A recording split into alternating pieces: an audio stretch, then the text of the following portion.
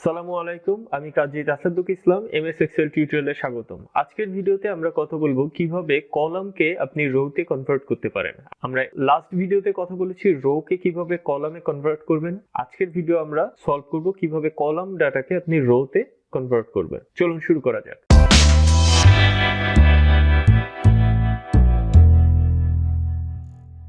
এই কলামের হেডারগুলোকে আমি রোতে কনভার্ট করতে চাই, তাহলে আমি প্রথমে কলাম হেডারগুলোকে সিলেক্ট করে নিলাম এবং তারপরে আমি এটাকে কপি করব। এটা আমি রাইট ক্লিক করে কপি করতে পারি, অথবা আপনি চাইলে কিবোর্ডের CTRL C প্রেস করে কপি করতে পারেন। তারপরে যে সেল থেকে আপনি রোতে কনভার্ট করবেন সেই সেলটা সিলেক্ট করবেন। এরপরে আপনি রাইট ক্লিক করবেন এবং এখান থেকে পেস্ট স্পেশাল সিলেক্ট করবেন এবং আপনি ট্রান্সপোজে চেকমার্ক করবেন এবং ওকেতে ক্লিক করবেন।